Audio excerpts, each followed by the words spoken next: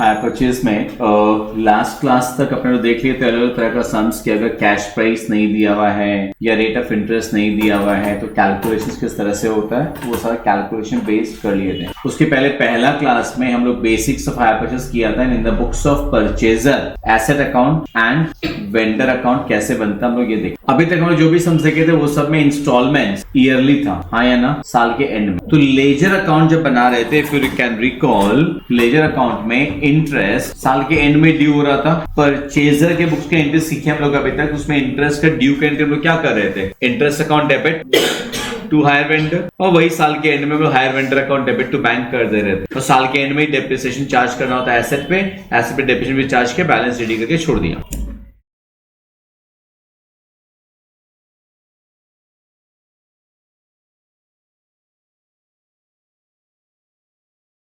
However, instalment जरूरी नहीं है कि ईयरली होगा, इंस्टॉलमेंट्स हाफ ईयरली भी हो सकता है, इंस्टॉलमेंट्स क्वार्टरली भी हो सकता है। तो हर इंस्टॉलमेंट का ड्यू डेट पे इंटरेस्ट ड्यू का एंट्री होगा, मतलब interest account debit to hire vendor, वो एंट्री हर इंस्टॉलमेंट के ड्यू डेट पे पास होगी एंड उसी दिन अपने पेमेंट भी कर देंगे hire vendor account debit to bank. लेकिन लेजर अकाउंट का बैलेंस सीडी नहीं होगा, हर इंस्टॉलमेंट के बाद बैलेंस कैड ऑन थोड़ी होगा, बैलेंस सीडीबीडी कब होता है, ईयर के एंड में। तो अगर हमारा हाफ ईयरली इंस्टॉलमेंट है तो ऐसा नहीं कि एक फाइनेंशियल ईयर में लेजर को 2 बार क्लोज करोगे आप, बात समझ में आ रहा है। इंस्टॉलमेंट 2 बार देना, हाफ ईयरली इंस्टॉलमेंट है, इंस्टॉलमेंट 2 बार देना है, 2 बार इंटरेस्ट ड्यू का एंट्री होगा, बट बैलेंस शीट साल के एंड में ही होगा। डेप्रिसिएशन तो साल के एंड में चार्ज करोगे, हाँ या ना, 2 बार इंस्टॉलमेंट है, इसका ये थोड़ी कि डेप्रिसिएशन भी ऐसे 2 बार चार्ज कर देंगे, नहीं ना। उसी से ही रिलेटेड है सम नंबर 7। सम नंबर 7 में आओ। सो इसमें क्या है, कॉस्ट प्राइस है 34,000, डाउन पेमेंट 8,000, लेकिन इसके बाद अगेन या तो कैलकुलेशन बेस्ड हम लोग जो किए थे समझ में आता है, हर समय समझना जरूरी है।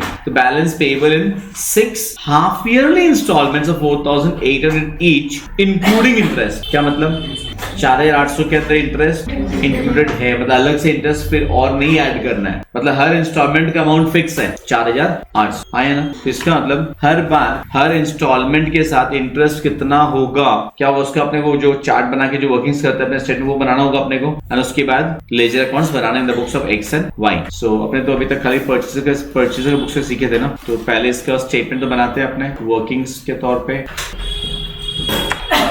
कैश प्राइस कितना बोला है 34 माइनस डाउन पेमेंट कितना कर रहे हैं आप 8,000, कितना बचा 26,000 एंड इंटरेस्ट ना, लेकिन इंटरेस्ट कितना परसेंट है 6% और 6 महीने के निकालेंगे ना। पहली बात ये समझ में आ रही है कि नहीं, इंटरेस्ट 6% 6 महीने का तो निकलेगा 780 आएगा शायद, तो 26,780 हो गया, माइनस फर्स्ट इंस्टॉलमेंट कितना 4,800 तो 21,980। अगेन इंटरेस्ट, ये थोड़ा सा मेंशन करना मत भूलना, एट 6% फॉर 6 मंथ्स मेंशन करना मत भूलना। इस फिर इंटरेस्ट 6% 6 महीने का होगा 659, क्या पक्का 22,639 ये आया ना, बाकी लोग आवाज नहीं आया, कैलकुलेशन नहीं कर रहे हैं शायद। माइनस सेकेंड इंस्टॉलमेंट 4,800, इसके आगे का मैं नहीं करा रहा हूँ, खुद को करना है, इसके आगे खुद प्रोसीड करो।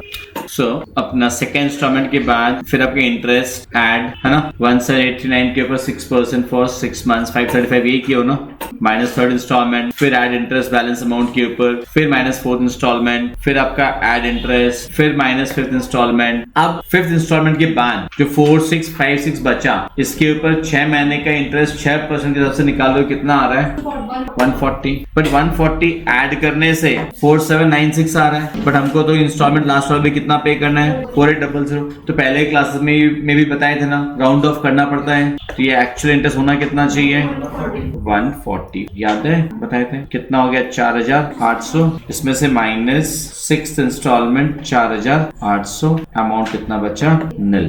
पहले यहाँ तक समझ में आया।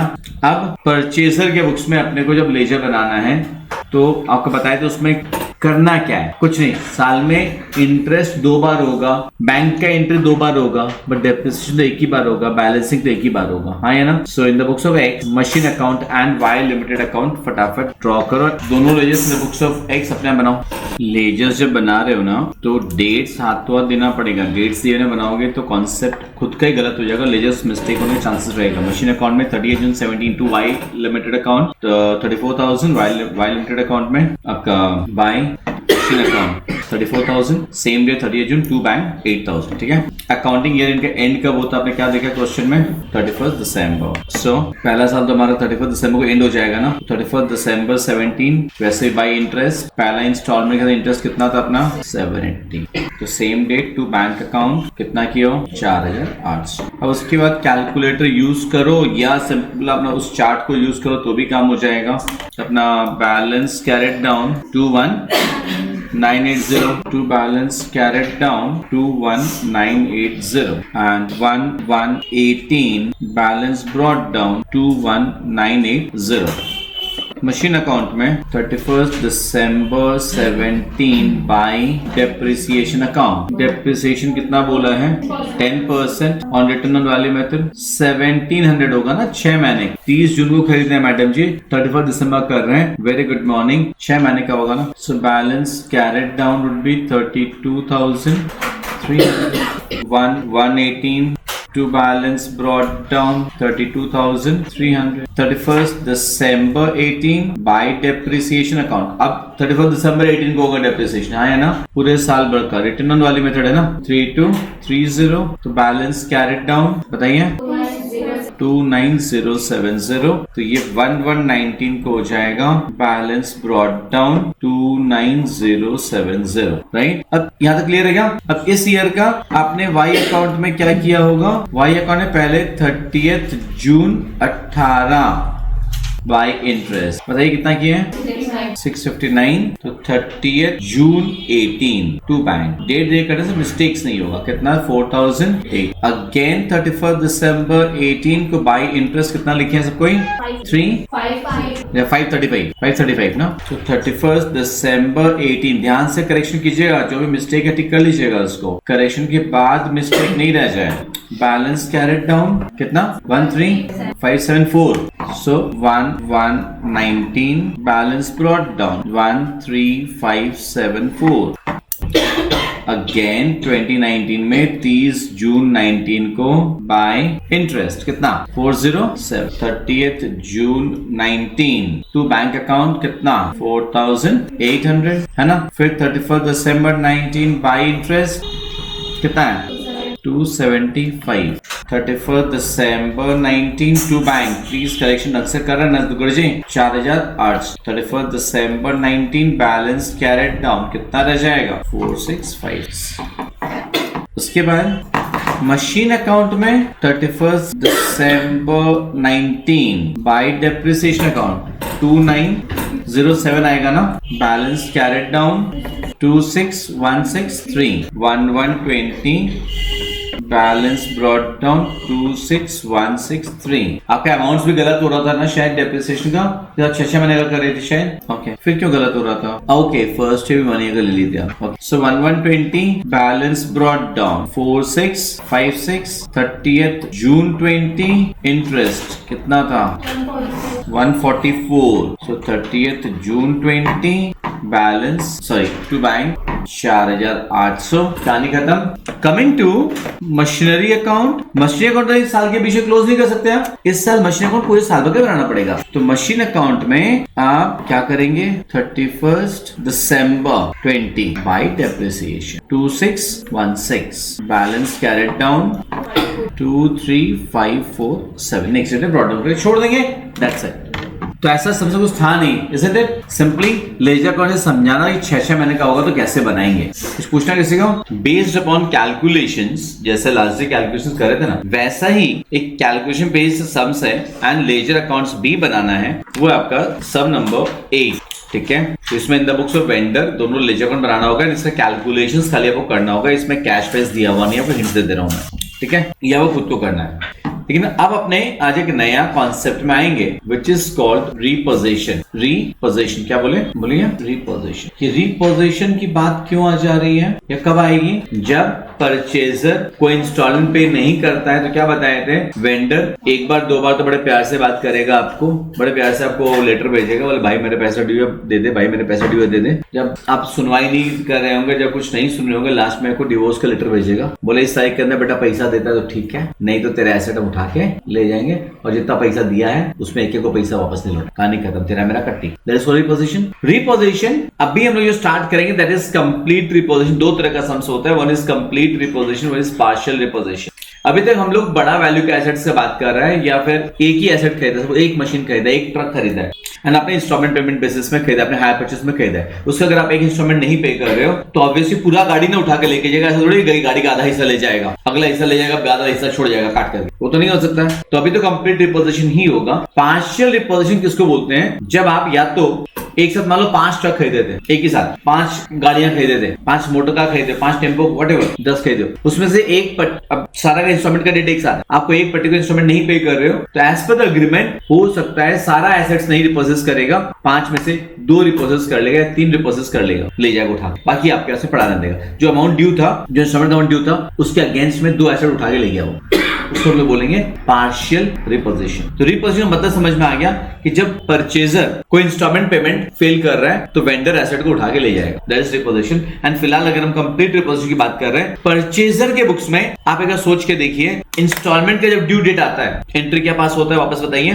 परचेजर के बुक्स में इंस्टॉलमेंट का due date, interest account debit to hire vendor, payment करते हैं तब vendor account debit to bank होता है, बट मैं बोल रहा हूं पेमेंट तो कर ही नहीं रहा बंदा, फेल कर दिया, तो पेमेंट वाला entry vendor account debit to bank तो नहीं हो रहा है, और जब ये एंट्री नहीं हो रही है तो वेंडर तुम्हारे एसेट को ले जा रहा है एंड क्या चीज के अगेंस्ट ले जा रहा है, अगेंस्ट अमाउंट ड्यू, जो भी पैसा देना ड्यू है आप नहीं दे रहे हो तो एसेट को ले जा रहा है। इसका एंट्री फ्रेम कीजिए ना, परचेजर बुक्स में क्या एंट्री होनी चाहिए, थिंक अबाउट एंट्री कि परचेजर के बुक्स में एंट्री क्या होगी, hire vendor account debit to asset, that's wonderful, very good, vendor account debit to asset.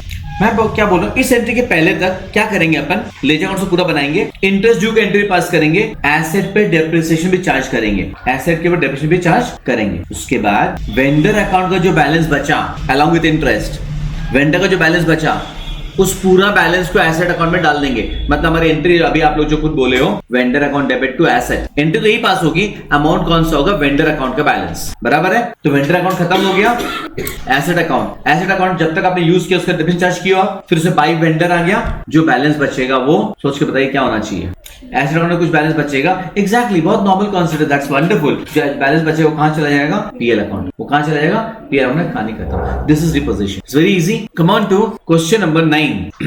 Question 9 पढ़े। On 1/16, CSTC purchased a bus on hire purchase from Tata Motors Limited. Cost price 5,60,000, down payment 1,50,000. Balance payable in 3 installments of rupees 1,50,000 each, including interest at the end of each year.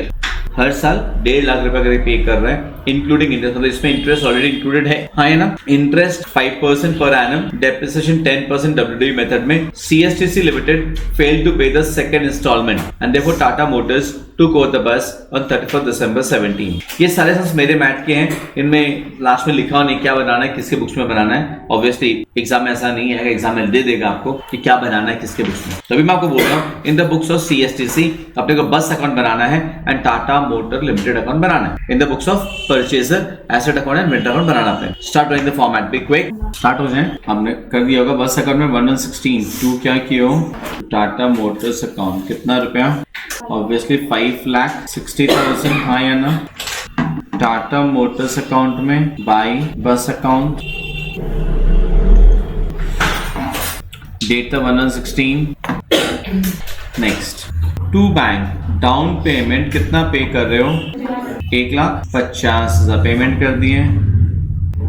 31 December 16 by interest, interest का percentage कितना बोला है, 5%, तो 5,60,000 है minus 1.5 lakh, 4,10,000 बचेगा, उसके ऊपर में 5% इंटरेस्ट कितना हो रहा है, 20,500। वैसे जो चार्ट बना के करते हैं ना वो भी कर सकते हैं पूरा वर्किंग साथ, जस्ट फॉर योर हेल्प, बिना किए बिना भी कर सकते, वो दिखा रहा हूँ आपको। टू बैंक, इंस्टॉलमेंट का अमाउंट कितना है, 1.5 लाख, वेरी गुड, इंस्टॉलमेंट का अमाउंट 1.5 लाख फिक्स है ना। बैलेंस कैरेट डाउन 2,80,500, पहले बताइए क्लियर हुआ कि नहीं।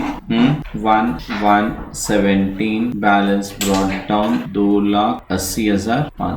31 दिसंबर 16 बाई डेप्रिसिएशन एसेट अकाउंट कितना परसेंटेज बोला है, 10%, रिटर्न ऑन वैल्यू मेथड ना, तो बाई डेप्रिसिएशन पहला साल तो 56,000, बैलेंस कैरेट डाउन 5,04,000। बताइए क्लियर है।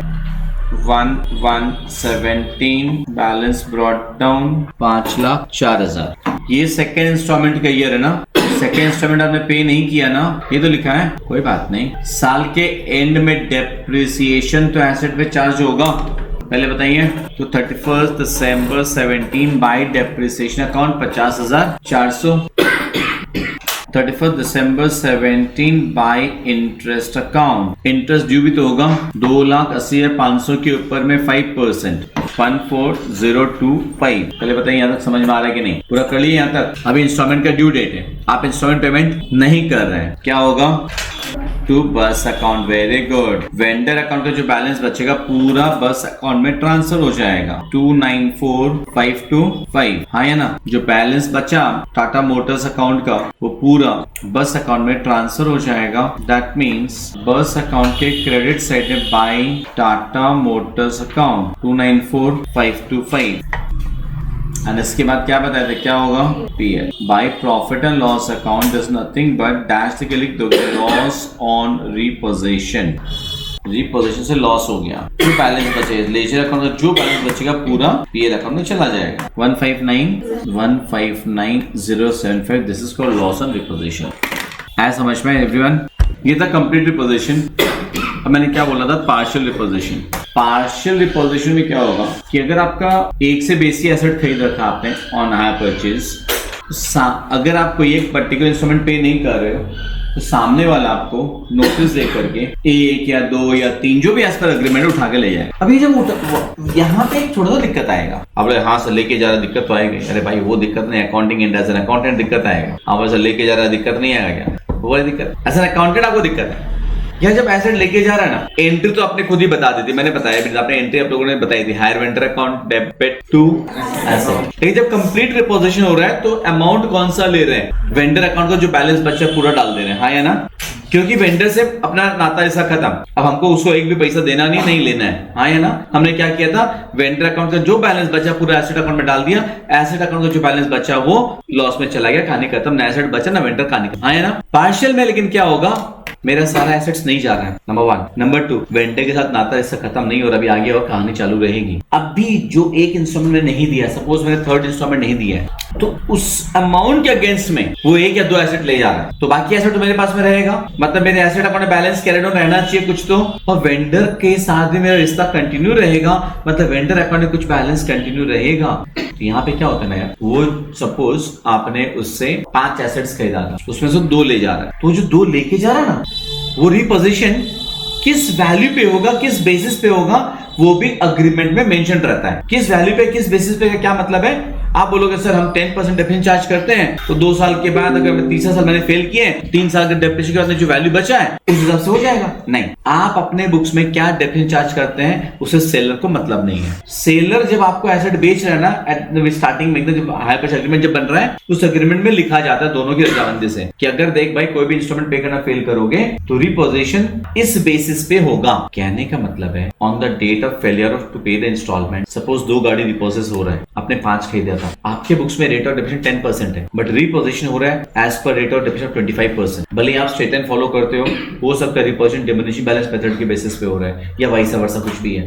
तो रिपोजिशन जब हो रहा है ना, तो 2 एसेट जो रिपोजिट हो रहा है उसका क्या वैल्यू निकलेगा ना, वो रफ में वर्किंग्स में निकालना पड़ेगा। बहुत सिंपल है, 2 का ओरिजिनल कॉस्ट माइनस डेप्रिसिएशन करते जाओ, जब तक रिपोजिशन हो रहा है तब तक का डेप्रिसिएशन कौन सा रेट से? Agreed rates. वो जो वैल्यू आएगा ना वर्किंग्स में, उस वैल्यू से हमारी एंट्री पास होगी। कौन सी?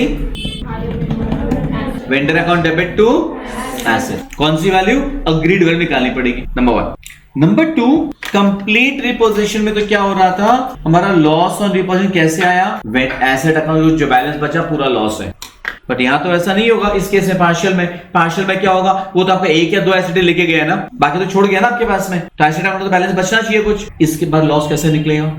आपके हिसाब से, आपके बुक्स के हिसाब से, बायर के बुक्स के हिसाब से 2 ट्रक जो लेके गया है उसका कितना बुक वैल्यू है as per your rate of depreciation, निकालेंगे बर्फ में। एन अग्रीड वैल्यू वो हम ऑलरेडी निकाल ही चुके थे, book value minus agreed value जो आएगा that will be the book value. कौन सा? As per your rate of depreciation. Right, and agreed value जो हम लोग रफ में निकाले थे रिपोजिशन वैल्यू निकालने के, वो दोनों का जो डिफरेंस रहेगा वो लॉस ऑन डिपोजिशन होगा। समझ में आ रहा है? बहुत सिंपल फंडा है, ये भी ज्यादा डिफिकल्ट नहीं है। अभी तक क्या पहले का पूरा क्लियर था? अभी जो समझाए पार्शियल उसका मतलब क्लियर है दुगड़ जी? मुस्कुरा दिया कभी कभी लाइफ में यार, मतलब दुखी क्यों रहते हैं ऐसे? नंबर 10 देखो, X Limited purchased 2 motor vans from Y Limited on 1/15 on hire purchase, cost price 80,000 रुपए ईच है, डाउन पेमेंट 20,000 रुपए each, balance payable in 3 equal annual installments together with interest at the end of each year। इसमें instalment का amount नहीं बताया, balance payable in 3 equal annual installment together with interest at the end of each year। मतलब ये कौन सा variety हो गया? पहले से जो से करते थे, है ना? कैसे? 80,000 रुपए ईच है ना, एक का दाम, तो 2 का दाम कितना हो गया? 160, तो उसमें से डाउन पेमेंट कितना हो जाएगा? 20 ईच है ना, 40, तो 160 माइनस 40 120 का 3 इंस्टॉलमेंट में पे करना है, 40 ईच, 40 प्लस इंटरेस्ट। तो पहला इलस्ट्रेशन जैसा कराया था वैसा हो गया ना, ये तो समझ में आ रहा है क्या बोल रहा हूँ? तो बैलेंस आपको 3 इंस्टॉलमेंट में पे करना है with interest at the end of each year. फिर क्या लिखा है? Interest is chargeable at 10% per annum, depreciation 20% per annum under return on value method, interest 10% at WDV और depreciation at 20% WDV। X Limited paid the 2 installments due on 31st December 15 and 31st December 16 but could not pay the final installment। Y Limited repossesses 1 motor van adjusting its value against the own due। The repossession was done on the basis of 25% depreciation under straight line method। Repossession किस value पे हुआ है? 25% depreciation under straight line method. कितना truck repossess हुआ है? 2 में से 1। Let's start solving this. 1/15 motor van account में क्या होगा? 2 वाई लिमिटेड अकाउंट कितना रुपया था? 160 रुके क्या? और वाई लिमिटेड में 1/15 बाई क्या था? बाई मोटर वैन अकाउंट था ना, 160। उसके बाद डाउन पेमेंट बोला है 20,000 ईच ना, टू बैंक अकाउंट 40,000 साल के एंड में बाय डेप्रिसिएशन 10% बोला है, सॉरी बाय इंटरेस्ट कितना होगा? 12,000। अभी ना हम लोग बिना वो इंटरेस्ट और इंस्टॉलमेंट के वर्किंग्स के बिना कर रहे हैं सम्स। टू बैंक का अमाउंट कितना होगा? 52। अगर किसी को नहीं समझ में आया हो तो तो अगर नहीं समझ आया तो बहुत इजी ना, वी कैन डू इट। वैसे ओरल कैलकुलेशन भी पॉसिबल था। 160 अपना कैश प्राइस था ना, माइनस डाउन पेमेंट 40 बचा 120। तो पहली बात तो इस 120 को 3 बार में पे करना था ना, मतलब एवरी टाइम कितना पे करना था? 40,000 प्लस इंटरेस्ट पे करना था ना हर बार। तो अभी अपना पहला साल का इंटरेस्ट 10% के हिसाब से 12,000 होगा, कितना बचेगा? 132। तो 40 प्लस 12, यही समझा रहे थे कि हमारा फर्स्ट इंस्टॉलमेंट का अमाउंट कितना आएगा? 52,000। तुम्हारा बैलेंस कितना रह जाएगा? 80,000 and so on. Second time हमारा सेकेंड इंस्टॉलमेंट का इंटरेस्ट कितना हो जाएगा? 8,000। तो 40,000 प्लस 8,000 हमारा सेकेंड इंस्टॉलमेंट में पेमेंट कितना करना रहेगा अपने को? बताओ। ऑब्वियसली 48,000। हमारा बैलेंस कितना बचेगा? 40,000 बचेगा एंड सो ऑन। ये तो ओरल कैलकुलेशन है, तो इसी को बता रहे थे। तो अपना इस बार का बैलेंस CD कुछ वर्किंग शो करनी है तो बता देना, मैं पेज चेंज कर दूंगा। 80,000 116 बैलेंस ब्रॉट डाउन 80,000 31st दिसंबर 15। नहीं मशीन मोटर वैन अकाउंट है मैम, मोटर वैन अकाउंट की बात। डेप्रिसिएशन अपने बुक्स में डेप्रिसिएशन का रेट कितना बोला है? 20% रिटर्न ऑन वैल्यू मेथड। तो पहला साल तो वैसे फर्क नहीं पड़ता, रिटर्न डाउन हो या स्ट्रेट लाइन हो। 32,000 होगा, 1,60,000 का 20%। Balance carried down 128। 1116 balance brought down 128। Second instalment बंदा पे किया है ना, बंदा थर्ड वाला फेल किया था। तो 31st दिसंबर 16 टू बैंक कितना पेमेंट करोगे? 48। बैलेंस कैरी डाउन कितना रह जाएगा? 40। 1117 बैलेंस ब्रॉट डाउन रह जाएगा 40। मशीन अकाउंट में 31st दिसंबर 16 बाय डेप्रिसिएशन अकाउंट 20% है, 25,600 because return on value method है। Balance carried down 102400 correct. 1117 to balance brought down 1,02,004। यहाँ तक कुछ दिखाना है किसी वापस अगेन। वेंडर अकाउंट में क्या होगा? वेरी गुड, पहले इंटरेस्ट ड्यू होगा बिकॉज साल के एंड में जाके फेल किया तो पे करना, तो इंटरेस्ट ड्यू करना ही पड़ेगा। तो इंटरेस्ट कितना होगा यार? 4000 पहले इंटरेस्ट ड्यू कर दीजिए 31 दिसंबर 17। एसेट अकाउंट में 31 दिसंबर 17 क्या करेंगे, पहले आप डेप्रिसिएशन चार्ज कर दीजिए, बिकॉज पूरे साल भर तो दोनों एसेट को यूज किए ही आप। कितना होगा, शायद 20,480 आएगा। अब वर्किंग्स में agreed value of reposition, agreed value of reposition, कितना तक रिपोजिट किया है, कितना, 1, हाँ है ना। एंड वो 1 रिपोजिट किस वैल्यू पे किया है, 25% depreciation under straight line. Cost price of 1 motor van कितना है, 80,000 minus depreciation. Since straight line method का अपने एक लाइन में तो निकाल सकते हैं for 3 years. Straight line method में डेप्रिसिएशन तो एक बार में निकल सकता है ना। 80,000 को कितना परसेंट है, 25% फॉर 3 इयर्स, सिंपल सा 60,000 या 20 करे, 3 बार माइनस कर लो, खुश हो जाओ। अग्रीड वैल्यू ऑफ रिपोजिशन कितना आएगा पहले बताइए, 20। ये समझ में आया कि नहीं। एक ट्रक जो रिपोजिट किया जा रहा है वो 20 के वैल्यू में रिपोजिट किया गया। इस 20 का सबसे पहली बात तो इस 20 का इफेक्ट क्या होगा, Y limited account debit to motor van account, हाँ या ना। 20,000 मोटर वैन अकाउंट में बाइंग, वाई लिमिटेड अकाउंट 20,000। सबसे पहला काम अपना ये था।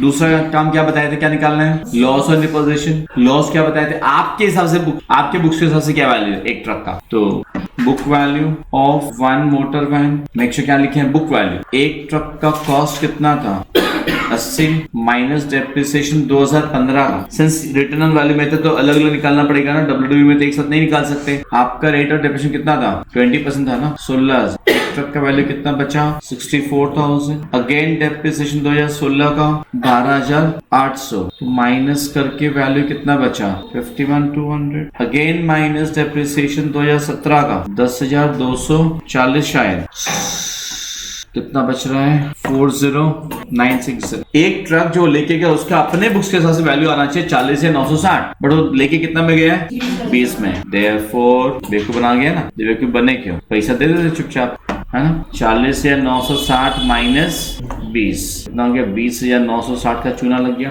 आपको इस प्रॉब्लम हो रही है, बोलिए क्या प्रॉब्लम है आपके लाइफ, सोचिए, सोचना चाहिए कभी कभी। एक ट्रक का तुम्हारे बुक से वैल्यू ये है, बट एज पर अग्रीमेंट वो लेके गए इस वैल्यू। अब बोले लॉस तो हुआ आपको, 20,960 का लॉस हुआ, कुछ नहीं कर सकते आप।